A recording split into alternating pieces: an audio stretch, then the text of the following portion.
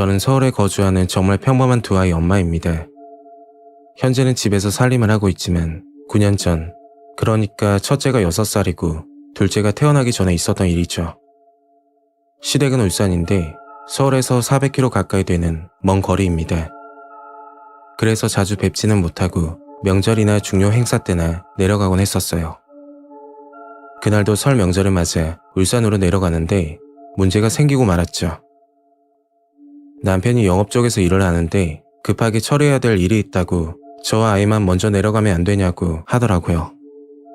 물론 남편은 일을 보고 다음날 내려온다고 했고 저는 다음날 같이 내려가자고 했더니 엄마가 아기 보고 싶어서 며칠 전부터 기다리고 계시는데 그냥 당신이 먼저 내려가 있어.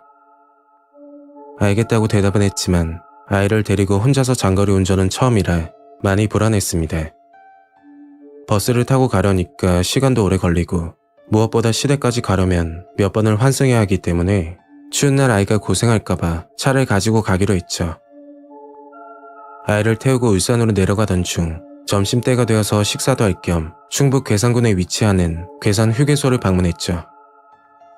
설 연휴라 생각보다 사람이 많았는데 나중에 알고 보니 괴산 휴게소 식당은 맛집이라고 소문이 나 있어서 다른 휴게소보다 혼잡하다고 하더군요. 뭐 어쨌든 한참을 기다려 테이블을 잡고 밥을 먹고 있는데 아이가 목이 마르다고 해서 정수기 물 한 잔을 가지고 오던 중이었죠. 그때 어떤 여자가 제 아들에게 말을 걸고 있었는데 가까이 가보니 40대 중반쯤으로 보이는 여자와 그리고 6살에서 7살 정도로 보이는 여자아이가 서 있었죠. 왜 그러냐고 물었더니 밥을 먹으러 왔는데 자리가 없어서 실례가 안 된다면 같이 앉아서 먹어도 되냐고 묻는 겁니다. 4인 테이블에 저와 아들만 사용해서 자리가 널널한 상태라 그러라고 했죠. 그 여자는 저와 아들이 밥을 먹는 모습을 한참 보더니 질문을 하는 겁니다. 그런데 좀 의아했죠. 아들 혈액형이 뭐예요?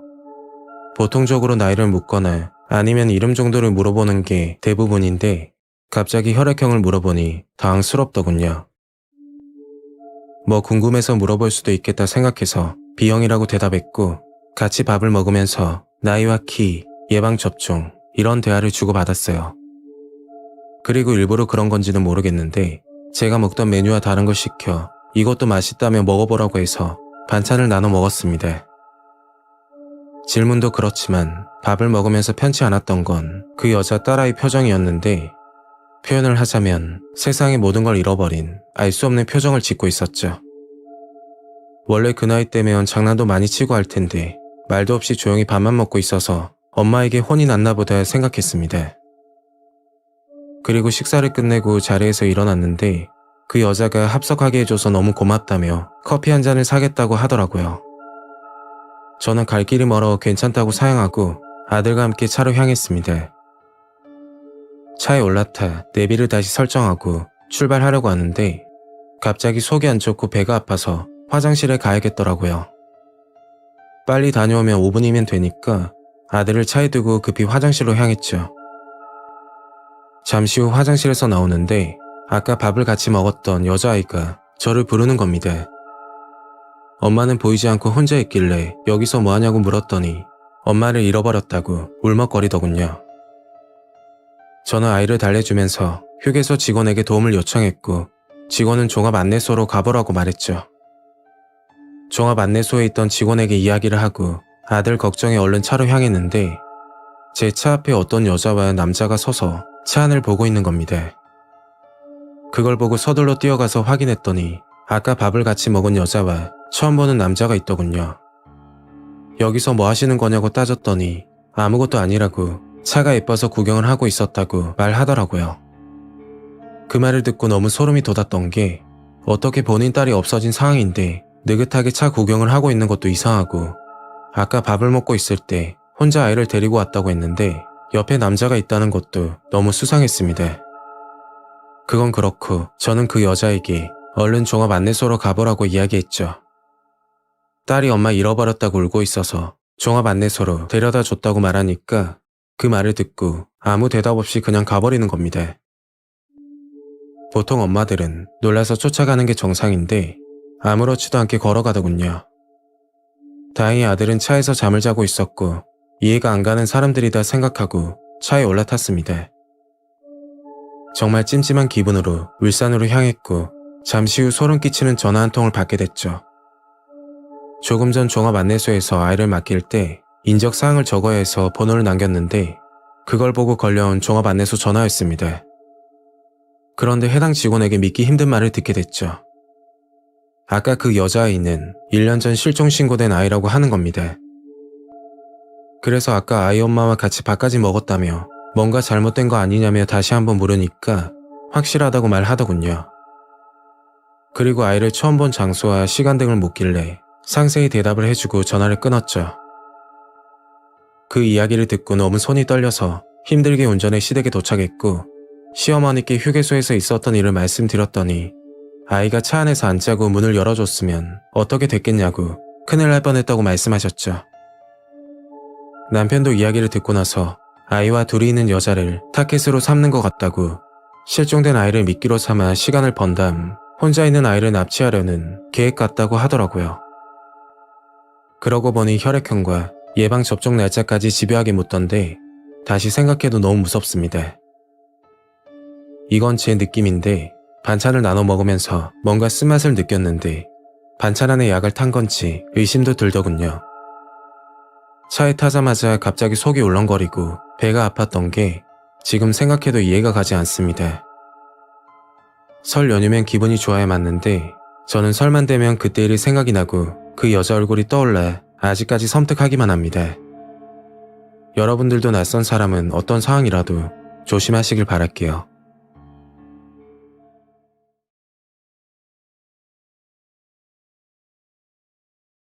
때는 20년 전 제가 실제로 겪었던 실화입니다. 그 일을 겪고 나서 현재는 별탈 없이 지내고 있지만 만약 그때 기사님이 아니었다면 정말 위험해졌을지도 모릅니다.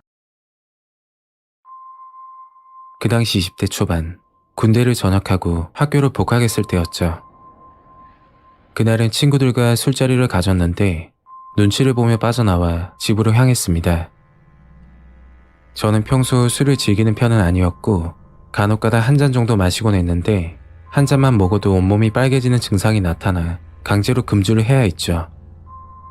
그날도 술은 먹지 않고 친구들과 이야기만 하다 빠져나왔던 겁니다. 그리고 술집에서 나와 휴대폰을 봤더니 부재중 전화가 수십 통이 와 있더군요. 그 당시 쓰던 휴대폰은 흑백 화면에 전화와 문자만 되는 기계였는데 벨소리가 작아 술집에서 듣지 못했던 겁니다. 부재중 전화의 주인공은 어머니였고 서둘러 전화를 걸었죠. 예상대로 어머니는 전화를 받자마자 화를 내셨고 당장 할머니 댁으로 오라고 하시더라고요. 그제서야 생각이 났는데 일주일 전부터 가족 사진을 찍기로 약속이 되어 있었죠. 물론 이날 사진을 찍는 건 아니고 다음날 아침 할머니를 모시고 사진관을 방문하는 일정이었는데 친척들이 모이는 자리라 전날 밤 출발한다고 했었습니다. 어머니는 저와 같이 가려고 전화했지만 연락이 되질 않아 먼저 도착했다고 하셨죠. 할머니 댁은 서구 남부민동인데 저희 집에서 버스로는 50분 정도 걸리는 거리였습니다. 그때 시간이 10시, 어머니에게 아침 일찍 출발하면 안 되냐고 물어보니까 잔소리를 하시며 얼른 오라고 하시더라고요. 저는 정류장으로 뛰어가 초조하게 버스를 기다리고 있었죠. 버스마다 그리고 지역에 따라 다르겠지만 그 당시는 막차 시간이 10시에서 11시 정도로 기억하고 있습니다. 기다리던 버스는 35번 버스였는데 제가 서 있던 정류장에서 남부민동까지 환승하지 않고 한 방에 가는 노선이었죠. 다만 남부민동인 종점인데다 버스 노선이 꽤 길어서 배차 간격이 길었던 것으로 기억합니다. 10시가 넘어가는 시간에 버스가 오지 않을까봐 걱정하고 있을 때 기다리던 35번 버스가 도착하더군요. 막차인데도 불구하고 생각보다 사람이 많아 저는 뒷좌석 근방에 손잡이를 잡고 서 있었죠. 버스는 출발하고 양정을 지나 서면 부근에 왔을 때 자리가 나더라고요. 제일 뒷좌석 바로 앞에 있는 2인 좌석이었는데 창문 쪽에는 아저씨가 앉아 계시고 저는 바깥쪽에 앉게 되었죠. 종일 돌아다닌 탓에 피곤이 몰려와 잠깐 졸게 되었고 창가 쪽에 있던 아저씨가 내리는 인기척에 눈을 떴습니다. 그때 위치가 남포동을 막 지나쳐 자갈치 시장 근방이었는데 그곳에서 어떤 여자가 버스에 승차하더군요. 누가 봐도 미인이라고 할 정도로 눈이 가는 외모였고 저는 뭔가에 홀린 듯 여자를 쳐다봤었죠. 그 여자는 두리번거리더니 제 옆으로 와서 앉는 겁니다. 굳이 내 옆에 앉은 이유가 뭐지? 나한테 관심 있나? 혼자 이상한 생각을 했었죠. 그 순간 여자가 저를 보고 웃으면서 어디까지 가냐고 물어보더군요. 지금 생각하면 정말 어리석고 멍청하다는 생각이 들지만 경계도 하지 않고 처음 보는 여자에게 하지 않아도 될 이야기까지 했었습니다. 할머니 생신 얘기부터 어디까지 가는지. 그 여자는 종점에서 내린다고 했고 사소한 대화를 하다 보니 어느새 5정거장 후면 할머니 댁이었죠. 버스 안에는 저와 그 여자 그리고 버스 기사님 뿐이었고 버스에서 내리기 전 번호라도 따기 위해서 계속해서 말을 걸었습니다. 그런데 한 가지 여자의 행동에서 좀 이상했던 점이 저와 대화할 때마다 누군가와 문자를 하던데 타이밍이 정말 이상했습니다. 예를 들면 인터뷰하듯이 질문하고 받아줬고 뭐 그런 느낌이었죠. 그리고 종점에 도착하기 전 초장동이라고 있었는데 거기서 남자 2명이 탑승하더군요. 순간 섬뜩한 느낌이 든 게 어릴 적부터 35분 버스를 많이 타고 다녔지만 초장동에서 하차하는 사람은 봤어도 승차하는 건 그날 처음 봤었죠. 그리고 남자들이 승차할 때 기사님이 말씀하시던데 종점 가는 거 맞냐면서 다시 한번 확인하시더군요. 기사님도 종점을 코앞에 두고 승차를 하니까 이상하게 생각한 듯 보였습니다. 남자 한 명은 제일 뒷좌석, 또 한 명은 제가 앉아있던 앞좌석에 앉았는데 말 그대로 앞뒤로 남자들에게 둘러싸여 있는 모습이었죠. 그때 여자분이 본인 휴대폰에 글씨를 써서 보여주더군요. 다음에 밥 한 끼 살 테니까 집 앞까지 데려다주면 안 되냐는 내용이었습니다. 뭐 어차피 종점에서 같이 내려야 돼서 알겠다고 답을 했죠. 잠시 후 종점에 도착해 버스에서 내리려고 하는데 기사님이 말씀하시더군요. 버스 자동문이 고장나서 직원을 불렀으니까 5분만 기다려달라고 양해를 구하는 겁니다.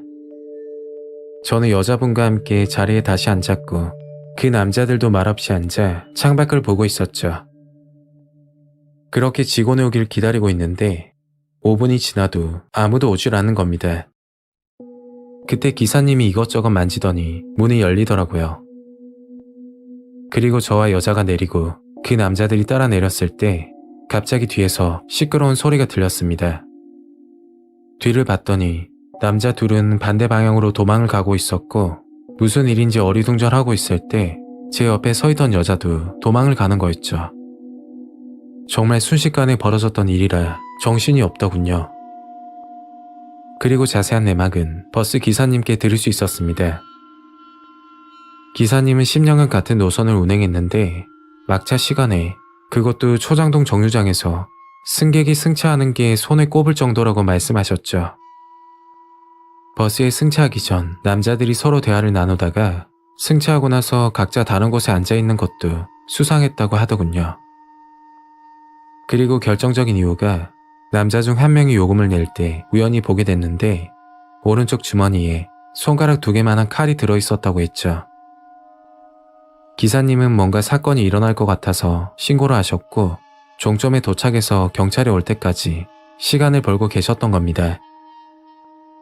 기사님 촉이 정확했고 그 일당들은 여자를 미끼로 납치를 벌이는 조직인데 전국 각지를 돌아다닌다고 하더군요. 만약 버스에서 내려 그 여자를 따라갔더라면 전 어떻게 됐을까요? 생각만 해도 정말 소름이 끼칩니다. 요즘은 CCTV도 많아지고 치안이 강화돼서 예전보다 위험이 줄었지만 막차를 타고 갈 때나 또는 의도적으로 접근하는 사람은 정말 조심하시길 바랍니다.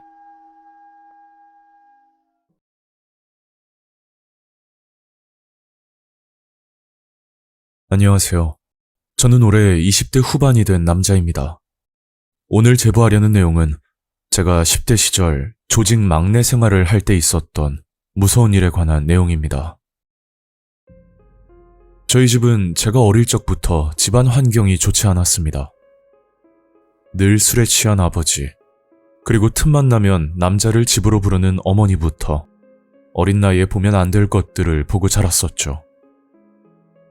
이유 없이 혼나는 건 기본이고, 한날은 아버지에게 매를 맞아 다리가 부러진 적도 있을 만큼 힘든 유년 생활을 보냈습니다. 그러다 보니 주변 친구들에게 의지할 수밖에 없었고, 그렇게 고등학교를 자퇴하고 집을 나와 떠돌이 생활을 하며 지내게 되었습니다. 그 당시 미성년자이다 보니 일자리도 마땅치 않았고, 당장 잘 곳도 없는 현실에 하루하루 막막하기만 하더라고요.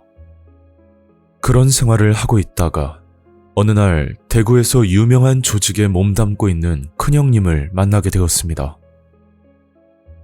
약속을 잡고 만난 건 아니고, 제가 중학생 때부터 잘 알던 친구가 동성로에서 술을 한잔하자고 했었는데 그 자리에 큰형님이 계셨던 거죠. 처음 봤을 때는 굉장히 평범해 보이는 모습이었지만 친구가 말하길 조직 내 행동대장이라는 직책을 맡고 있다고 하더라고요. 참고로 행동대장은 현장에서 직접적으로 일하는 사람 중 최고의 직급인데 말 그대로 산전수전 다 겪어본 사람이라 볼 수 있었죠. 그렇게 친구와 저, 그리고 큰형님, 이렇게 셋이서 술을 한잔했고, 나중에 알고 보니 그 술자리는 조직에 들어가기 위해 친구가 자리를 만든 거라고 하더라고요. 저는 아무것도 모르고 친구를 만났던 거고, 하여튼 그 계기로 인해서 저는 조직 막내 생활을 시작하게 되었습니다. 왜 이런 일을 하냐고 의문이 드는 분들도 분명 있으실 거예요. 하지만 당장 잘 곳도 없는 미성년자가 도움을 받을 수 있는 곳은 없었고, 그렇다고 해서 집으로 들어가는 건 더더욱 지옥이라고 생각했기 때문이죠. 저는 조직의 일원이 되고 난 뒤부터 큰 돈은 아니지만 한 달에 30만 원 정도의 수입이 들어왔고, 또 숙소 생활이지만 편히 쉴 곳도 생기게 되었습니다. 그때까지는 제 선택이 최선이라 생각했고, 저도 큰형님처럼 조직에서 인정받는 사람이 되려고 노력을 했었죠. 주로 저희가 하는 일들은 빌린 돈을 받아내는 일이 주 업무였는데, 수단과 방법을 가리지 않고 돈을 받아오면 되는 단순한 일이었습니다. 그렇다고 해서 영화에서처럼 사람을 고문하거나 또는 폭행을 하는 건 말이 안 되고, 채무자 주변인들의 주소지를 파악해 간접적으로 협박을 통해서 돈을 받곤 했었습니다. 주로 채무자 가족이나 아니면 직장 사람들에게 알리면 10명 중에 8명은 즉각 돈을 갚더라고요. 그런데 이런 방법도 통하지 않을 때면 행동대장인 큰형님이 직접 나섰고, 무슨 방법을 쓰는지는 모르겠지만 하루도 안 돼서 돈을 받아오는데 정말 신기할 따름이었죠. 친구와 저는 막내 생활을 했던지라 어떤 방법으로 일을 처리하는지 물어볼 수도 없었고, 그냥 대단하다는 생각만 가지고 있었습니다. 그렇게 조직 생활을 한 지 1년이 막 지났을 때 저희 아래로 막내들이 들어왔었고, 그 덕에 좀 편한 생활을 할 수가 있었죠. 그 후로 숙소 청소나 잡심부름 같은 건 하지 않았지만 그보다 더 끔찍한 일을 경험해야만 했었습니다. 어느 날 친구와 숙소에서 TV를 보고 있었는데 석수 형님이란 분이 말씀을 하시더라고요. 야, 너희들 나 좀 따라가자.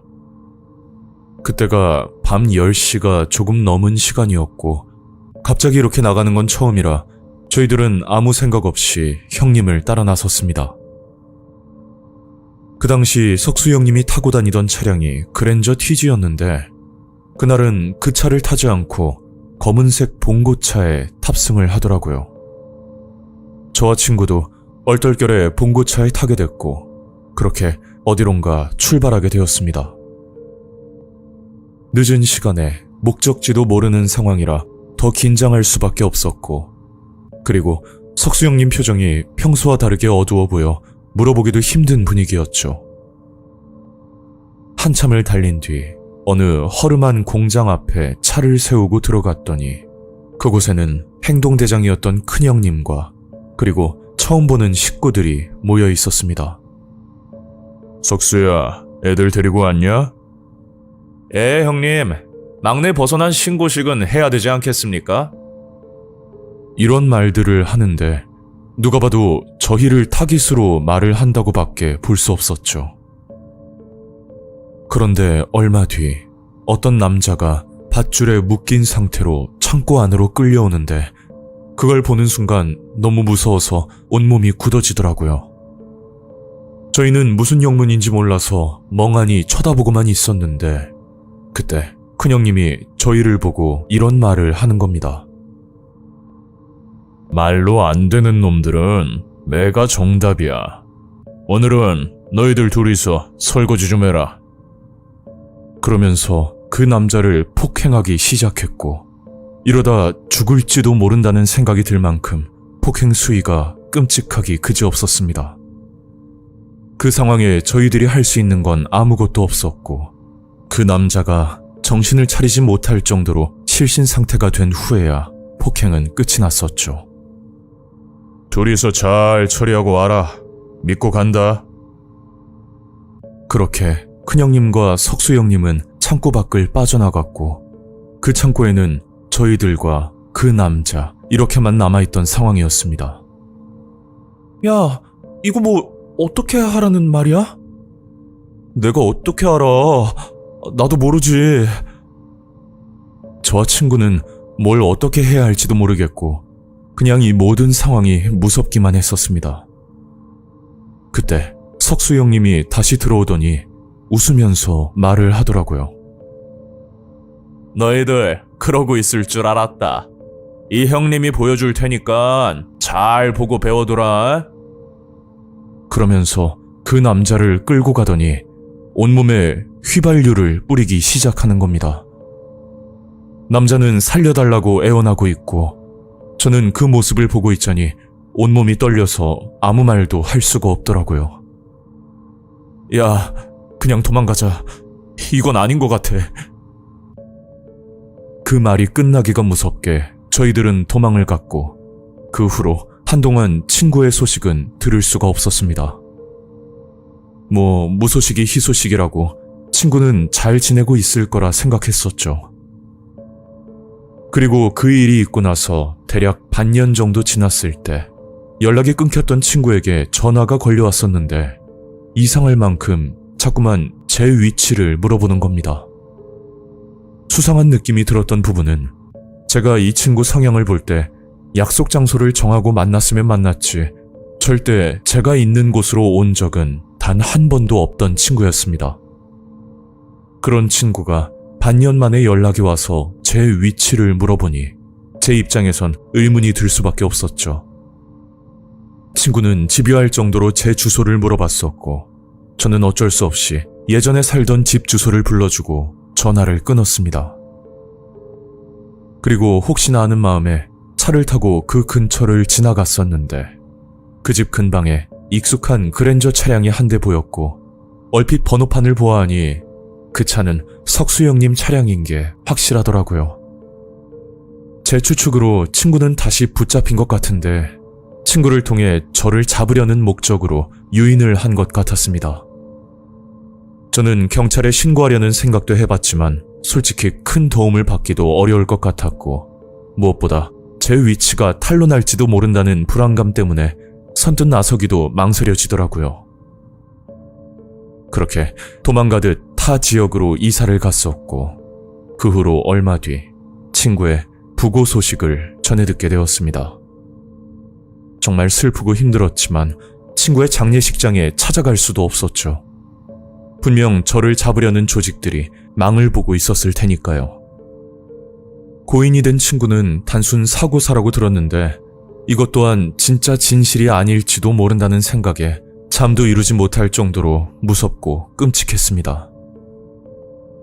벌써 수년이 지났지만 저는 아직도 휘발유를 뒤집어 쓴 남자를 잊을 수가 없습니다. 아마 행동대장이었던 큰형님은 이런 방법으로 채무자들에게 돈을 받았던 거겠죠. 지금은 정말 평범하게 지내고 있지만 과거에 제가 했던 행동들에 대해서는 깊이 반성하며 지내고 있습니다. 그리고 한 가지, 돈이 아무리 급하더라도 사채 또는 일수 같은 불법적인 돈은 절대 사용하지 마시길 당부드립니다. 본인에게 이런 일이 일어나지 말란 법은 없으니까요. 고인이 된 친구는 참 겁이 많은 놈이었는데 이 녀석이 죽기 전까지 얼마나 공포스럽고 무서웠을지 아직도 가슴 한편이 무겁고 아프기만 합니다.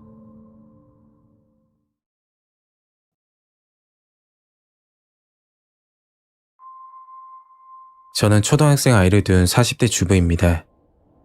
2010년에 남편과 결혼하고 2년 후에 아이가 태어났죠. 그리고 아이가 4살 되던 해 시부모가 살고 계신 청양으로 내려가게 됩니다. 시골에 혼자 계신 시어머니가 기력이 없으시다고 해서 남편과 상의 후 곁에서 모시기로 했기 때문이죠. 아이 유치원 문제나 남편 직장 문제 등 쉽지 않은 결정이었지만 아이가 초등학교 입학 전까지만 시골에 있겠다고 해서 남편 말을 따랐습니다. 시어머니는 혼자서 식사를 챙겨 드시지 못할 정도로 컨디션이 좋지 않으셨고 저는 반년 동안 최선을 다해 모셨죠. 사실 저희 부모님도 병으로 돌아가셨는데 바쁘다는 핑계로 병간호도 못 해드린 게 늘 마음에 남아있었습니다. 그 생각이 시어머니를 저희 부모님 대하듯 모셨고 그 덕인지 모르겠지만 산책도 하실 만큼 좋아지셨죠. 남편은 동네 분들 밭일을 도와주면서 생활비를 가져다 줬는데 그마저도 일이 불규칙적이라 생활비가 늘 부족했습니다. 시골에 있으면 돈이 안 들 거라고 생각하시는 분들도 계실 건데 도시만큼은 아니더라도 꽤 많이 들어가더라고요. 그리고 4살 아이까지 있으니까 반찬도 신경 써야 하고 시어머니 약값까지 감당하기가 힘들었습니다. 도저히 안 되겠다 싶어서 근처 일자리를 알아보게 됐고 청량군에 있는 김치 공장에서 사람을 모집한다는 걸 알게 됐죠. 근무 시간은 8시부터 4시까지. 그 당시 최저시급이 6,000원 정도였는데 한 달 급여를 130만 원이나 준다고 하더군요. 남편이 주는 생활비를 받는 것보다 나을 듯 싶어 남편에게 아이를 좀 봐달라고 하고서 김치 공장에 면접을 보게 되었습니다. 면접이라고 해서 어려운 자리도 아니었고 공장장님과 간단한 이야기 후에 근처 보건소에서 보건증을 가져오라고 하더군요. 이틀 후에 바로 출근을 하게 됐고 제가 맡은 일은 김치 속에 양념을 넣는 단순 반복적인 일이었습니다. 같이 일하시는 분은 여성분 10명과 남성분 3명으로 이루어진 소규모 공장이었고 김치를 만들어 인터넷으로 판매하는 회사라고 하더군요. 그리고 일할 때는 마스크를 껴서 몰랐는데 점심시간이 돼서 알게 됐죠. 한 사람만 빼고 다들 외국인 노동자였고 이야기를 들어보니 케냐 사람부터 중국인까지 정말 다양하더라고요. 어차피 말이 필요 없는 일이고 시골 변두리에 있다 보니 그럴 수도 있겠다 싶었습니다. 제가 입사했던 시기가 한창 바쁠 때라고 했는데 퇴근 시간이 가까워지자 2시간만 잔업을 해달라고 하는 겁니다. 저는 첫날이고 해서 힘들 것 같다고 말하고 곧장 퇴근했었죠. 그리고 다음날 어제 같이 일했던 사람 중 한 명이 보이질 않는 겁니다. 일이 힘들어서 그만둔 거라고 생각했고 빈자리는 새로운 사람이 채용됐죠. 그날도 잔업을 해야 된다고 했고 계속 빠지는 것도 눈치가 보여 이번 주만 일찍 가고 다음 주부터는 잔업을 한다고 이야기했습니다. 그렇게 그날도 무사히 집으로 갔고 다음날 출근을 했는데 한 명이 또 비는 겁니다. 뭐 개인 사정이 있겠지 생각하고 일을 하고 있었는데 반장님이 인원 부족으로 물량을 맞추지 못했다고 저에게 오늘 잔업을 꼭 해달라고 부탁을 하는 거였죠. 다음 주부터 잔업을 시작한다고 이야기해둔 상태지만 바쁘다고 하니 눈치도 보이고 해서 어쩔 수 없이 알겠다고 했습니다.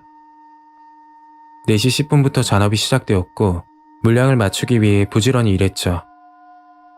잔업이 끝나는 시간은 6시인데 조금 늦어져 6시 30분에 끝이 났습니다. 그리고 옷을 갈아입고 집으로 가려는데 같이 일하는 동생 2명이 밥을 먹으러 가자고 하더군요. 저는 아이가 기다리고 있을까봐 그냥 집으로 간다고 하니 밥만 간단히 먹고 가자고 계속해서 말을 하는 겁니다. 한참 고민하다 남편에게 전화해서 사항을 설명하니 알아서 챙겨 먹을 테니까 편히 먹고 오라고 하더라고요. 저는 동생들과 고깃집으로 향했고 밥만 먹으려고 했으나 오랜만에 느껴보는 기분에 술도 한잔하게 됐죠. 동생들은 중국 광동에서 왔다고 하던데 한국이 좋아서 일까지 하게 됐다고 하더군요. 생각보다 한국어를 잘해서 중국인이라고 말하지 않으면 한국인처럼 보일 정도였죠. 동생들은 한국어로 이야기하다 가끔 둘이서 중국어로 대화를 하던데 저는 무슨 말인지 모르니까 듣고만 있었습니다. 그때 남편에게 전화가 왔고 남편은 언제쯤 오냐고 시골 반길 위험하니까 데리러 온다고 하더군요. 그래서 남편에게 위치를 말해주고 전화를 끊었는데 동생들이 중국어로 심각한 표정을 지으면서 말을 하고 있더라고요. 정확하게는 모르겠는데 2마디 정도는 확실하게 들렸습니다. 청이라는 말과 사타부원 사타부원 그 말을 반복하던데 저는 동생들에게 그게 무슨 뜻이냐고 물어봤죠. 그러니까 중국에 사는 친구 이름이라고 하더군요. 그래서 그냥 그런가 보다 하고서 남편을 기다리는데 갑자기 동생들이 집까지 데려다 준다고 하는 거였죠. 저는 괜찮다고 남편이 데리러 오기로 했다고 이야기하니까 남편에게 전화해서 오지 말라고 하면 안 되냐고 하는 겁니다. 그 말이 끝나자마자 동생들은 밥값을 계산하고 식당을 나섰고 저도 얼떨결에 자리에서 일어나 식당을 나가게 됐죠. 식당을 나가자마자 썬팅이 짙은 검은색 승용차가 식당 앞에 정차하는 겁니다. 차 안에는 어떤 남자가 운전석에 앉아 있었는데 동생들 아는 친구라고 집 가는 길에 불렀다고 하더군요. 동생들은 집으로 데려다 준다고 어서 타라고 재촉하고 저는 남편을 기다린다고 실랑이를 벌이는 중이었습니다. 어쩔 수 없이 남편에게 전화해 혹시나 출발 안 했으면 그냥 집에 있으라고 말하려고 했더니 남편은 진작 출발했고 거의 다 와간다고 하더라고요. 전화를 끊고 미안한데 남편이랑 같이 가야겠다고 동생들에게 말하니까 갑자기 제 손을 잡아당기며 차에 타라고 힘을 쓰는 겁니다. 제가 젊었을 때 힘든 일을 워낙 많이 했고 아이 키운다고 고생해서 그런지 동생들에게 힘으로는 밀리지 않았죠. 그때 남편이 도착했고 동생들은 남편을 보자마자 도망치듯 사라지는 겁니다. 인사도 없이 그냥 가버리니 당황스러웠죠. 남편과 집으로 가다 조금만 늦게 왔으면 동생들에게 납치될 뻔했다고 농담으로 웃으면서 말했습니다.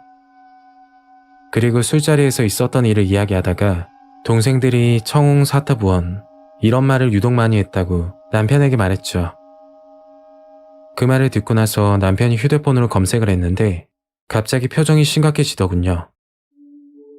남편은 뒤를 돌아보고 주변을 살피면서 아무 말도 없이 집으로 향했고 집에 도착하자마자 그 뜻을 말해주는데 너무 소름 끼치고 충격이었죠. 청이란 말은 중국에서 사람이 죽고 난 뒤 사후 경직되면서 파랗게 피부가 변한다고 하여 죽은 사람을 부르는 말이었고 사타부어는 장기 적출 후에 마무리가 됐다는 은어라고 하더군요. 한마디로 장기 매매 브로커들이 쓰는 단어라고 합니다. 이건 개인적인 추측이지만 잔업을 하고 나서 다음날 출근을 하지 않았던 사람들은 퇴사한 게 아니고 중국인 동생들에 의해서 사라진 건 아닐까 하는 무서운 생각이 들었습니다. 만약 그 순간 남편이 전화를 받지 않았거나 아니면 제가 그 차에 탔더라면 어떻게 되었을까요? 사연을 보내면서도 그날 일이 떠올라 너무 소름 끼치고 무섭습니다.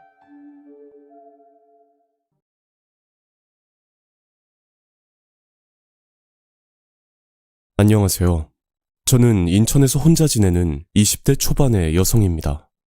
이 이야기는 제가 BJ 방송 활동을 하던 시절 실제로 겪었던 일이며 그 일을 겪은 뒤 저는 더 이상 방송을 하지 않고 있고 혹시나 방송 쪽으로 관심이 있으시다면 정말 주의하시길 바랍니다. 대략 2년 전쯤 저는 생활고에 시달리고 있었고 그 당시 지인의 추천으로 인터넷 방송을 시작하게 되었습니다. 시청자 수는 50명이 안 될 정도로 적었고 거기다 후원도 거의 없는 편이었지만 누군가 제 이야기를 들어준다는 게 그저 감사하던 시절이었습니다. 그렇게 꾸준히 방송을 하고 있었는데 어느 날 사나이라는 닉네임의 시청자가 제 방에 들어오더니 입장을 하자마자 아무 말 없이 10만 원이란 큰 돈을 후원하면서 그날부터 하루도 빠짐없이 방송에 들어와 매번 후원을 하기 시작했었죠.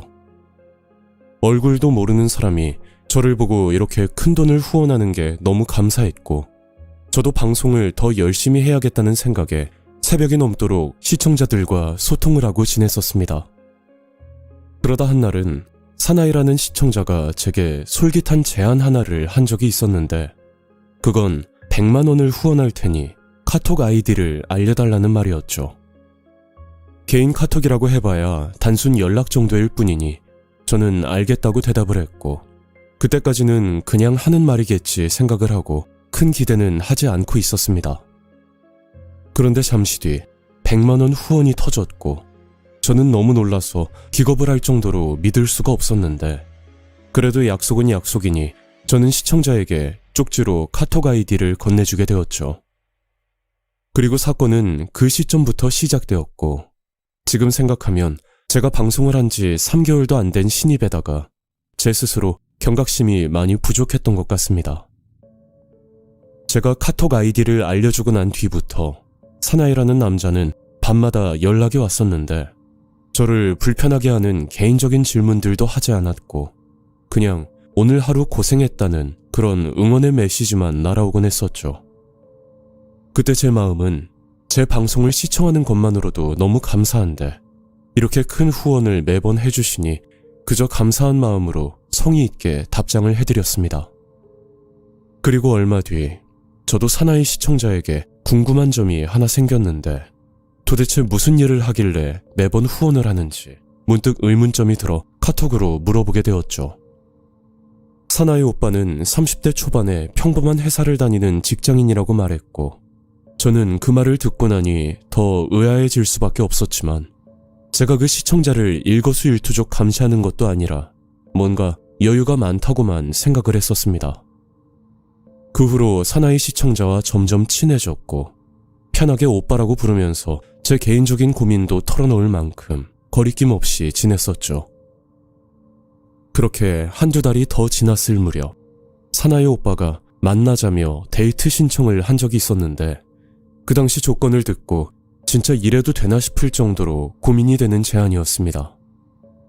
사나이 오빠의 제안은 하루 데이트를 하는 조건으로 200만 원을 준다는 말이었고, 제가 수락을 하면 선입금 100만 원을 먼저 주고, 그리고 데이트가 끝나고 나머지 100만 원을 준다는 그런 파격적인 이야기였습니다. 그 말을 듣고 나서 솔직히 돈을 받고 데이트를 나가고 싶은 마음이 굴뚝 같았지만, 그래도 제가 모르는 위험한 상황이 생길 수도 있다고 판단이 돼서 일단 조금만 생각할 시간을 달라고 한 뒤 바로 대답을 하지 않았었죠.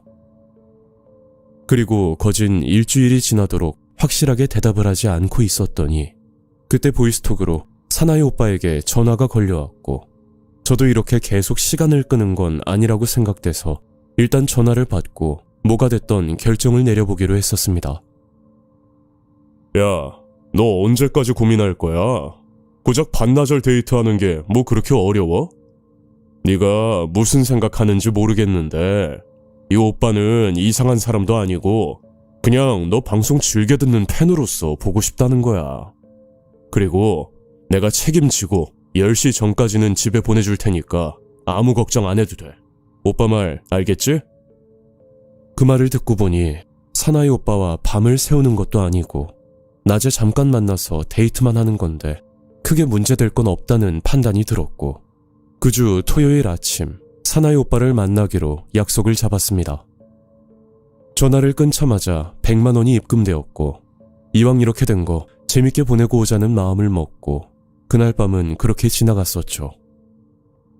며칠 뒤 저는 사나이 오빠와 약속을 잡은 카페로 향했고, 사나이 오빠는 제가 생각한 느낌과 많이 상반되는 이미지였는데, 두꺼운 목소리와는 다르게 일명 해골이라고 불릴 정도로 엄청 마른 체격의 모습이었습니다. 그날 카페에서 차도 마시고 이런저런 얘기도 하면서 시간을 보냈고, 다음 코스는 저녁 겸 간단히 술을 마시기로 했고, 저희는 근처 술집으로 이동을 했었죠. 모처럼 나와서 술 한잔 하니까 진짜 좋다. 난 매일 일만 하는 사람이거든. 뭐 앞으로도 너만 괜찮으면 우리 가끔씩 만나고 그러자, 어? 실제로 만나보니 제가 괜한 걱정을 했다는 생각이 들었고, 사나이 오빠는 상대에게 참 배려심이 많은 사람처럼 보였습니다. 그리고 9시쯤 술자리에서 일어났고 자꾸만 사나이 오빠가 저를 집까지 데려다 준다고 했지만 제가 혼자 살다 보니 초면에 집 주소를 공개하는 게 영 찜찜하기도 해서 결국 택시를 타고 가겠다고 하고 저는 집으로 돌아갔었죠. 그리고 그 뒤로 2번 더 만났었는데 그때는 돈을 받고 만난 건 아니고 사나이 오빠에게 인간적인 정이 생기기도 했고 그렇게 나쁜 사람 같지는 않아 보여 간단히 밥을 먹고 헤어진 적이 2차례 있었습니다. 그러던 어느 날 사나이 오빠가 제게 뜬금없는 이야기를 꺼냈고 저는 그때부터 조금씩 거리를 둘 수밖에 없었죠. 야, 너 지금부터 오빠가 하는 말 잘 들어봐. 너도 어차피 방송하는 이유가 다 돈 벌려고 하는 일이잖아, 그치? 그래서 말인데, 너 일본 가본 적 있어? 아니, 내가 왜 이런 얘기를 꺼냈냐면 내가 아는 형님이 일본에서 방송 쪽으로 사업을 좀 크게 하시거든? 혹시 네가 생각이 있으면 일본에 가서 촬영 하나만 할래? 내가 알기론 촬영 한 번에 거의 돈 700 정도는 떨어질 것 같은데. 일본이요? 무슨 촬영인데요? 너도 알다시피 어차피 BJ로 성공하고 싶으면 노출이 어느 정도는 있어야 한단 말이야. 그래서 살짝 노출이 있는 촬영이긴 한데 뭐 크게 어려운 것도 아니라고 하더라고. 그 말을 듣고 이건 좀 아니라는 생각에 저는 단칼에 거절을 했고 그 후로 사나이 오빠에게 오는 연락은 일부러 답장을 하지 않고 지냈었습니다.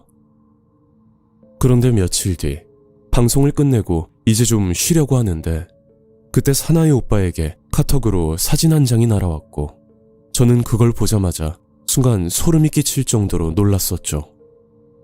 그 사진은 그 당시 제가 거주하고 있었던 원룸 건물의 외관 사진이었는데 사나이 오빠와 헤어질 때 저는 항상 택시를 타고 집으로 돌아갔었고 주소를 공개한 적도 없어서 너무 무섭기만 했었습니다.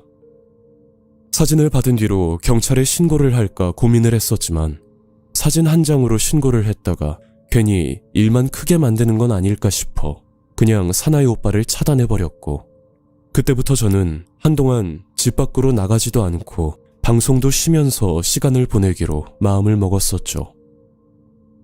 그렇게 한 달 정도 방송을 쉬다가 오랜만에 근황이나 전할 겸 방송을 켜려고 했었는데 그동안 방송을 못해서 그런지 제 방송을 기다리셨던 시청자분들에게 쪽지가 꽤 많이 와 있는 상황이었습니다.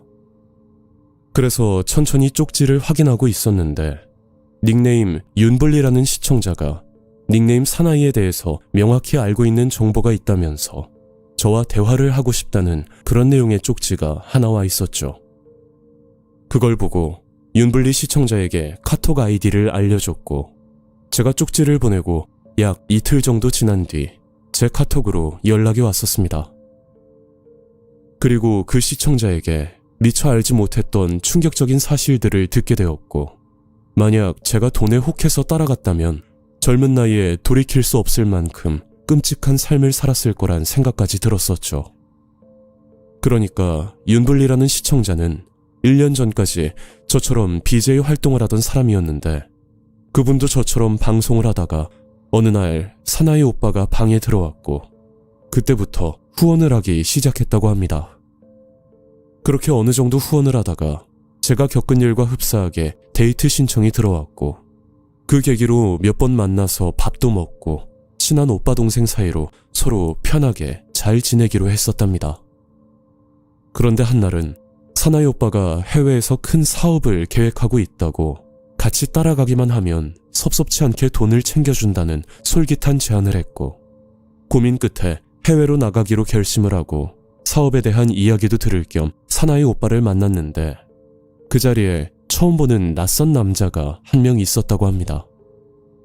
그리고 그 남자가 바로 계약서를 쓰자고 했다던데 거기엔 약 1년간 한국으로 귀국할 수 없는 조건에 해외에서 촬영한 모든 영상들은 회사 자산으로 환원되며 법적 이의를 제기할 수 없다는 그런 수상한 내용이었고 그걸 보고 좀 꺼림칙하다는 생각에 그냥 자리를 박차고 나왔다는 말이었습니다. 그런데 그 뒤로도 끊임없이 연락이 왔고 심지어 차단을 하면 다른 카톡으로 집 주소와 사진까지 보내면서 협박을 했고 결국 경찰에 신고까지 하면서 이 사건에 대해 더 자세하게 알게 되었다고 합니다. 경찰 쪽에서도 비슷한 수법의 신고가 여러 번 들어온 상태라 이미 이쪽 조직을 따로 내사 중이었다고 하는데 나중에 알고 보니 사나이 오빠인 줄 알았던 사람은 진짜 사나이가 아니었고 같은 조직에서 사람을 끌어들이는 미끼 역할을 담당하고 있던 남자였습니다.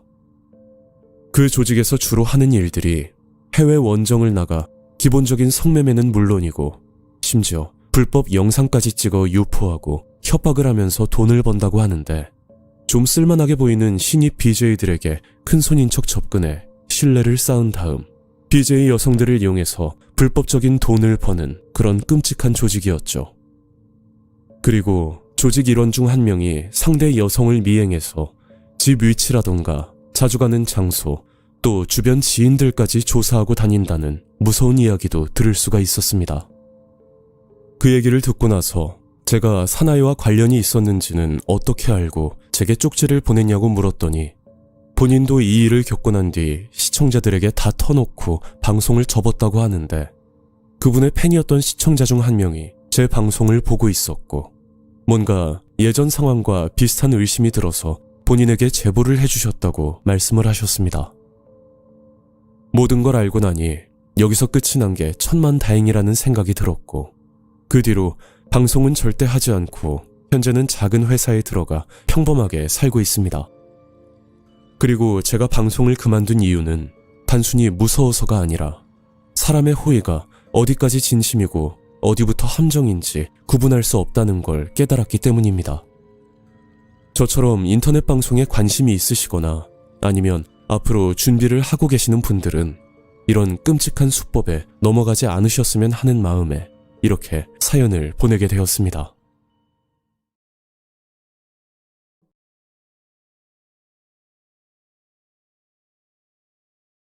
안녕하세요. 저는 서울에 살고 있는 20대 남성입니다.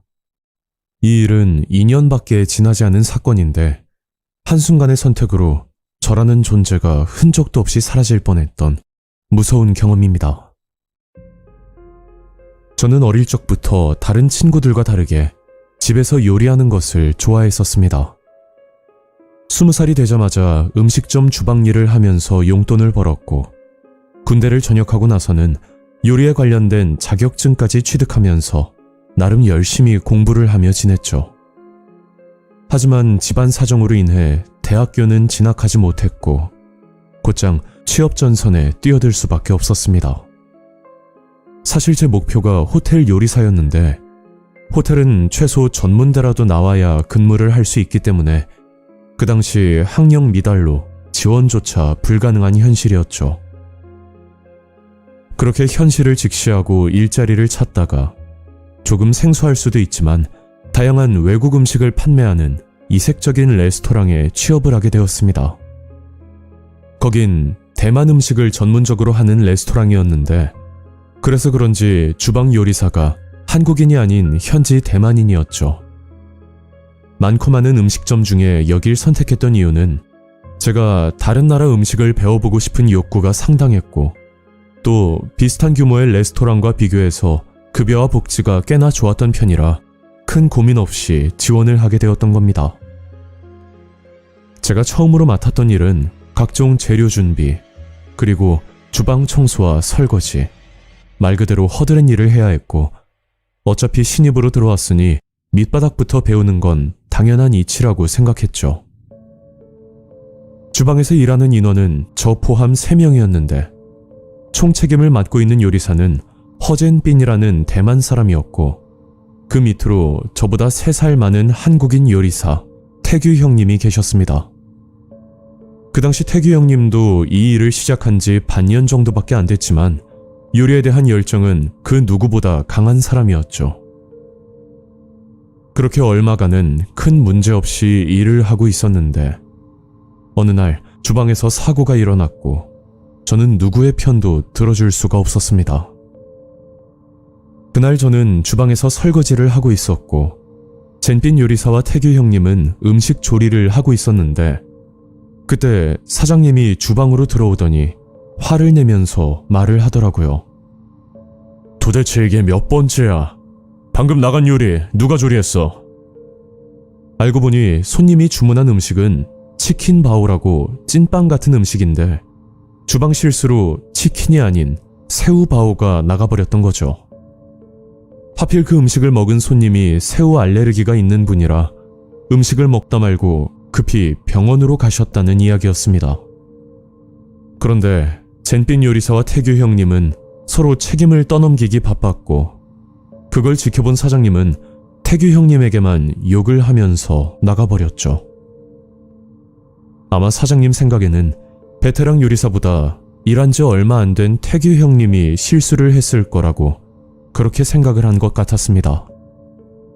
그리고 그날 가게 업무가 끝난 뒤 태규 형님이 저를 불러 술을 한잔 하자고 하더라고요.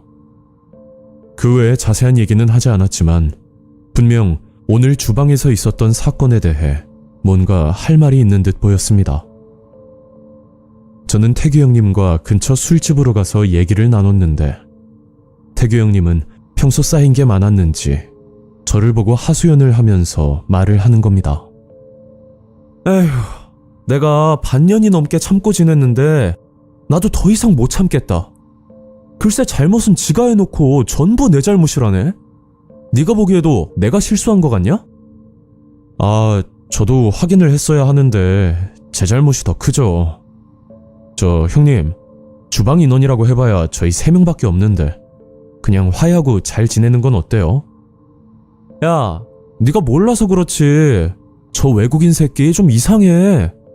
처음 볼 때는 엄청 친절하고 나한테 잘해줬었거든? 근데 내가 제안을 거절하고 나서부턴가? 아무튼 그 후로 저렇게 변한 거야. 저는 술자리에서 몰랐던 사실을 하나 알게 되었는데 그건 태규 형님이 일을 한 지 얼마 안 되었을 때 젠빈 요리사가 좋은 제안을 제시했다고 하더라고요. 그 제안은 대만으로 출장을 가서 약 한 달간 음식 공부를 하라는 말이었는데 모든 비용과 숙식까지 지원을 해준다고 했었답니다. 그러나 태규 형님은 혼자서 해외로 나가 지내는 게 무섭기도 하고 아직은 본인 위치가 그럴 수준까진 아니라고 생각이 들어 정중히 거절 의사를 밝혔다고 합니다.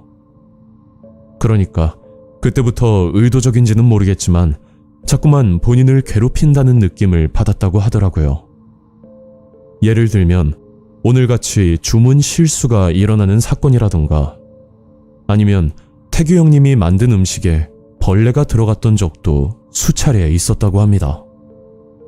그럴 때마다 사장님에게 욕을 듣는 건 태규 형님이었고 당장이라도 그만두고 싶었지만 태규 형님도 사정이 좋지 않았기 때문에 참고 넘어갔었다는 그런 내용이었습니다. 그렇게 술자리는 끝이 났고 다음날 태규 형님은 말도 없이 결근을 했었는데 어제 일도 그렇고 저는 걱정이 돼서 태규 형님에게 전화를 걸었더니 글쎄 출근 직전 해고 통보를 받았다고 하더라고요. 그리 긴 시간은 아니었지만 태규 형님과 같이 일을 하면서 나름 정도 들었는데 이렇게 갑자기 해고를 당했다고 하니까 너무 안타깝고 당혹스럽기까지 했었죠. 그리고 며칠 뒤 새로운 주방 직원 수영 씨가 들어왔고 저는 그 시점부터 요리를 조금씩 배우면서 태규 형님이 하던 일을 도맡아 하게 되었습니다. 주방 책임자인 젠빈 요리사는 저와 수영 씨에게 부담스러울 정도로 잘해줬었는데 사장님 몰래 요리도 만들어줄 정도로 굉장히 다정다감한 사람이었죠.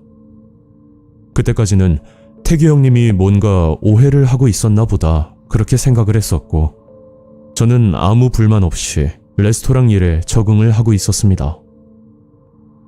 그런데 한날은 젠빈 요리사가 저를 부르더니 대만에 다녀오지 않겠냐면서 말을 꺼내는 겁니다.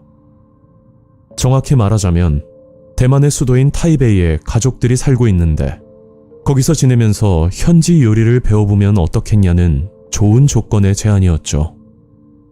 거기다 제가 대만을 다녀오면 주방 책임자 자리를 물려주고 본인은 떠나겠다는 말까지 했었는데 저는 도무지 이해가 가질 않아서 왜 그러냐고 물었습니다.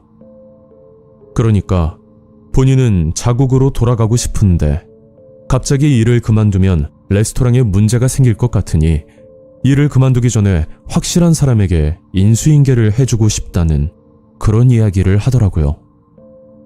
어떻게 보면 너무 좋은 조건인데 여기서 총책임자가 되면 급여도 올라가고 직원 복지도 좋아지기 때문에 저는 더욱 고민이 될 수밖에 없었습니다. 그렇게 며칠간 고민을 하다가 결국 그 제안을 거절하게 되었는데 그 이유는 갑작스럽게 나빠진 아버지의 건강 문제 때문이었고 혹여나 제가 대만으로 갔을 때 아버지가 잘못될 수도 있는 부분이라 아쉽지만 포기를 해야만 했었죠. 그런데 그 뒤로부터 젠빈 요리사의 태도가 180도 달라졌고 태규 형님이 말했던 대로 갖가지 사고들이 생기기 시작했었습니다. 사고가 있을 때마다 저는 사장님께 욕을 들었고 태규 형님이 왜 그런 말을 했는지 그제야 조금은 알 것 같더라고요. 그렇게 스트레스를 받으면서 일을 하고 있었는데 어느 날 들어온 지 한 달도 안 된 주방 직원 수영 씨가 제게 이런 말을 하는 겁니다. 저 오늘까지 하고 그만둬야 할 것 같아요. 네? 갑자기 그만둔다고요? 무슨 일이라도 생겼어요? 아, 사실은요. 제가 대만으로 출장을 가려고 하거든요. 요리 공부도 할 겸. 잠깐만요. 수영씨, 혹시 젠빈 요리사 제안으로 가는 거예요? 수영씨는 아니라고 말을 둘러대는데 누가 봐도 젠빈 요리사의 제안을 받았다고 볼 수밖에 없었습니다. 그 당시 저는 부러운 마음도 있었고 대만 현지에서는 무슨 요리가 유행하는지 궁금하기도 해서 저는 수영씨를 보고 대만 생활을 하더라도 가끔 연락을 주고받고 지내기로 약속을 했었죠. 그렇게 수영씨는 가게를 그만두고 대만으로 넘어갔었는데 숙소에 도착했다는 말을 끝으로 더 이상의 소식은 들을 수가 없었습니다. 그리고 얼마 뒤 저도 태규 형님처럼 해고 통보를 받게 되었고 일부러 그런 건지는 모르겠지만 일한 지 1년을 한 달 앞두고 해고를 당하는 바람에 아깝지만 퇴직금도 받질 못했죠. 저는 일을 그만두고 나서 거진 2달 정도 지난 뒤 모처럼 태규 형님을 만나 술 한잔을 하게 되었는데 술자리에서 태규 형님이 소름 끼치는 말을 하는 겁니다. 야, 이건 내 생각인데 대만 출장이라고 하면서 뭐 인신매매 같은 거 하려고 하는 거 아니야? 에이, 설마 그럴 리가요. 아니, 내가 며칠 전에 그 홀에서 일하는 동생이랑 연락을 한 적이 있었거든? 근데 그 동생이 좀 이상한 말을 하더라고. 태규 형님의 말은 홀에서 일하는 직원에게 들은 내용이라는데 제가 일을 그만두고 나서 2명의 주방 직원이 새로 들어왔었답니다. 그런데 그 둘 중 한 명이 대만으로 한 달 정도 출장을 갔다가 다시 돌아오겠다는 직원이 있었다는데 무슨 영문인지는 모르겠지만 2달이 지난 아직까지 아무 소식이 없다는 말을 들었다고 합니다. 그리고 딱 그 타이밍에 대만에서 대규모 인신매매 사건이 뉴스로 보도되었고 동남아로 출국한 사람 중 행방이 묘연해진 인원이 약 5,000명에 달한다는 충격적인 기사가 나왔었죠. 저와 같이 일했던 수영씨도 갑자기 연락이 끊겨버렸고 저는 태규 형님 말을 듣고 나니 왠지 모르게 수상하다는 느낌이 들면서 온몸에 소름까지 돋더라고요. 이 사건이 단순 연락두절인지 아니면 진짜 무슨 일을 당한 건지는 명확히 알 수가 없는데 대만으로 넘어간 2명 모두 연락이 안 된다고 하니 좀 많이 의심쩍고 섬뜩한 기분이 드는 건 사실입니다. 레스토랑 사장은 이 사실을 알고도 모른 척 넘어가는 건지 그 부분은 저도 잘 모르겠는데 지금 생각해도 이상한 건 다른 음식점에 비해 말도 안 될 정도로 급여가 높았다는 점이었죠. 사람을 유인하기 위해서 높은 급여를 준 건지는 확실치 않지만 만약 젠빈 요리사의 제안을 받고 제가 대만으로 출장을 갔었다면 영원히 한국에 돌아오지 못했을 수도 있을 거라 생각이 드는 너무 아찔하고 무서운 경험이었습니다.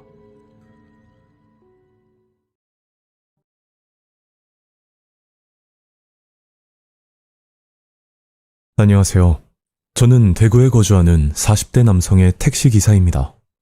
제가 괴들남님께 제보드릴 사건은 택시업을 하면서 일어났던 사건이고 한순간의 잘못된 행동으로 큰 위험에 빠질 뻔한 무서운 경험입니다. 때는 7년 전 제가 택시업을 막 시작했을 때 있었던 일이었죠. 저는 원래 운전 관련된 일을 하고 있다가 아는 지인의 소개로 택시업을 하게 되었고 생각보다 이 일이 적성에 맞아 하루하루 즐겁게 일을 하고 있을 때였습니다. 그러다 사건이 있었던 그날은 제가 야간조 택시 운행을 했던 날이었고 저는 손님 승차를 위해 동성로 시내 근처로 가서 손님을 기다리던 중이었죠. 그리고 대략 20분 정도 지난 뒤 어떤 한 여성 손님을 태우게 됐고 그 손님을 태우기 전까지 수많은 고민을 했었습니다. 참고로 동성로에는 술집들이 많은 편이라 대부분 술에 취한 승객들이 주로 많은 편이었는데 제가 택시업을 하기 전부터 들었던 말들이 바로 술 취한 여성 손님이 제일 무섭다는 말이었죠. 그런 생각을 할 수밖에 없었던 건 터무니없는 행동으로 인해 억울하게 성추행범으로 몰리는 경우를 많이 봤기 때문에 웬만하면 술 취한 여성 손님 혼자 있을 때는 특히 더 조심해야 한다는 이야기를 수도 없이 들었던 게 원인이었습니다. 저 손님, 어디로 가실까요? 기사님, 저 죄송한데 부탁 좀 하나 드려도 될까요? 네? 무슨 부탁이요? 아니, 제가 집이 좀 멀거든요. 원래 오늘 친구 집에서 자기로 했는데 제가 일이 생겨서요. 혹시 장거리 좀 가능할까요? 대신 요금은 2배로 드릴게요. 진짜 부탁 좀 드릴게요. 네? 혹시 위치가 어딘데요? 경북 영천이라고 아세요? 저는 그 여성 손님에게 주소를 듣고 얼마나 걸리는지 내비게이션을 찍어봤더니 동성로에서는 대략 1시간 정도 걸리는 거리였는데 자정이 넘은 시간에다 조금 서둘러 운전하면 생각보다 그리 오래 걸리진 않겠다 싶어 손님 제안에 수락을 하기로 했었습니다. 저 요금은 2배로 주시는 거 맞죠? 에이, 당연하죠. 대신 빨리 좀 가주세요. 그렇게 손님을 태우고 출발했고 제 걱정과는 다르게 그 여성 손님은 술을 마신 것 같이 보이긴 했지만 그래도 크게 취한 그런 모습은 아니라 저는 안심을 하고 운전에 집중을 할 수가 있었죠. 목적지에 도착할 때까지 이런저런 이야기를 하면서 운전을 했고 어떻게 보면 조카뻘 되는 손님이지만 생각보다 대화도 잘 통했고 서로 웃으면서 목적지 주변까지 큰 문제 없이 도착을 했었습니다. 그런데 목적지에 도착하고부터 서서히 문제가 일어나기 시작했었죠. 저 손님, 여기서 내려드리면 될까요? 저 기사님, 여기 말고 저쪽 골목 보이시죠? 저희 집이 저쪽 방향인데 여기서 내리면 한참 걸어야 되거든요. 길이 좀 좁긴 한데 안으로 좀 들어가 주실 수 있을까요? 손님이 말한 길은 차 한 대에 겨우 들어갈 만한 협소한 골목이었는데 그래도 조카 같은 손님을 그냥 내리라고 할 수는 없는 상황이라 손님이 가리키는 골목으로 천천히 진입을 했었습니다. 그리고 얼마 뒤 생각지도 못한 난관에 부딪히고 말았는데 그건 바로 맞은편에서 트럭 한 대가 천천히 다가오고 있더라고요. 참 이거 큰일 났네. 저 손님, 이대로 후진하기에는 너무 오래 걸리겠는데요? 기사님, 저 때문에 괜히 죄송해요. 어떻게 뒤로 갔다가 다시 좀 가주시면 안 될까요? 제가 여기서 내리기도 좀 애매해서요. 그 여성 손님은 집요할 정도로 제게 부탁을 했고 저는 하는 수 없이 천천히 후진을 하던 중이었습니다. 그런데 이번에는 제가 들어온 골목으로 또 다른 차량이 들어와 버린 아주 최악의 상황이 벌어졌었죠. 그러니까 제 차량 앞뒤로 차량 2대가 가로막은 상황이었고 저는 중간에 갇혀서 이동 자체가 불가능해져 버렸습니다. 그런 상황에 제 차를 막고 있던 차량 2대가 서로 차를 못 빼겠다고 실랑이를 벌였고, 이대로 있다가는 손님 집은 물론 제 업무도 피해가 갈 것 같은 생각에 일단 차에서 내려 이 상황을 해결을 해야겠다는 생각뿐이었죠. 저 기사님, 내리지 마시고 잠깐 제 말 좀 들어보세요. 제가 차에서 내리려고 안전벨트를 푸는 순간 뒤에 있던 여성 손님이 다급하게 말을 했었고, 저는 손님에게 왜 그러냐고 물었습니다. 아니, 기사님, 저기 좀 보세요. 밖에 있는 저 아저씨들 조금 이상하지 않아요? 보통 이런 상황이면 화를 내면서 윽박을 지르거나 아니면 경찰에 신고부터 할 만한데, 그 사람들은 뭔가 여유가 꽤나 있어 보이는 행동을 했고, 심지어 담배까지 태우면서 뭐가 그리 즐거운지 웃음까지 보이더라고요.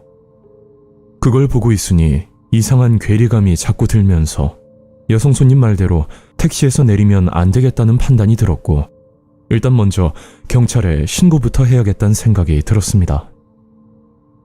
그렇게 경찰에 신고를 하고 있었는데, 그때 제 앞을 막고 있던 트럭 주인이 운전석 창문을 두드리면서 차에서 내리라는 액션을 취했고, 저는 끝까지 문을 열지 않고 한번 버텨보기로 마음을 먹었었죠. 제가 창문도 열지 않고 계속 그러고 있으니 밖에서는 택시를 발로 걷어차면서 위협을 했고, 저와 여성 손님은 겁에 질려 경찰이 오기만 손꼽아 기다리고 있었습니다. 그리고 잠시 뒤 경찰차 사이렌 소리가 들렸고, 그제야 안심을 하고 문을 열었는데 저는 또 한 번 깜짝 놀라고 말았었죠. 제 택시를 앞뒤로 막고 있던 차량 주인 2명이 어디로 도망을 갔는지 사라져버린 상황이었고, 경찰관에게 자초지종을 설명하고 차량 번호판 조회를 진행했었는데, 2 차량 모두 명의자가 없는 말소 차량으로 밝혀졌습니다. 주로 범죄 목적으로 이런 대포차를 타고 다니는 걸로 알고 있는데, 막상 눈앞에서 그런 사실을 듣고 나니 심장이 내려앉는 무서운 기분이었죠. 그렇게 제 차에 있던 블랙박스를 경찰에게 건네고 레카차를 부른 뒤 골목에 있던 2대의 차량을 빼고 나서야 저는 다시 대구로 향할 수 있었고, 제 택시에 타고 있던 여성 손님은 경찰과 함께 집으로 간다고 얘기를 들었습니다. 그리고 얼마 뒤 이 사건을 담당하던 수사관님께 전화가 걸려왔고, 제게 사건에 대해서 설명을 해주셨는데, 그 이야기를 듣고 나니 정말 아찔하고 온몸에 소름이 끼치도록 무서웠습니다. 그 당시 경북 영천 같은 시골 마을에서 주로 일어나는 범죄 수법이었는데, 트리오라는 이름을 쓰는 3인조 공갈 협박범들이 용의자라는 이야기였죠. 자세한 범죄 수법은 차량 한 대가 겨우 들어갈 만한 좁은 골목에서 주로 이루어지는데, 한 명이 밖에서 망을 보고 있고, 만약 타깃이 되는 차량이 골목에 들어가면 나머지 2명이 대포차를 끌고 들어와 앞뒤를 막아놓고 사람이 내리길 기다리고 있는다고 합니다. 누구라도 그 상황에는 당연히 내릴 수밖에 없을 거라 생각이 드는데, 만약 차에서 내리게 되면 금전적인 피해는 물론 목숨까지 위험할 정도로 폭행을 서슴지 않는다는 섬뜩한 말까지 들었었죠. 저는 전화를 끊고 나서 하늘이 도와주신 거라 그렇게 생각이 들었고, 그날 택시 손님으로 만났던 여성 손님의 예리한 눈썰미가 아니었다면 저는 둘째치고 그 손님도 무사하지 못했을 거란 끔찍한 생각이 듭니다. 어떻게 보면 생명의 인연이라고 볼 수 있는 손님이라 저는 다시 한번 찾아가 감사하다는 말을 건넸고, 현재까지는 아무 사고 없이 무탈하게 택시업을 잘 이어나가고 있죠. 제가 택시 일을 하면서 개들남님 채널을 즐겨 듣고 있고, 저도 한 번은 꼭 제보를 하려고 마음만 먹고 있다가 이렇게 사연을 보내게 되었는데, 사연과는 별개로 택시를 이용하는 시청자 여러분들께 마지막으로 꼭 하고 싶은 말이 하나 있습니다. 저희 택시 기사들도 한 가정의 아버지, 그리고 누군가에게는 소중한 자식이니 그 점 한 번 더 생각해 주시고, 너무 심한 막말이나 또 과격한 행동은 좀 주의해 주셨으면 하는 게 제 바람입니다. 지금까지 긴 이야기 들어주셔서 정말 감사합니다. 오늘 이야기는 여기까지입니다. 구독과 좋아요 잊지 않으셨죠? 다음 영상으로 또 뵐게요. 감사합니다.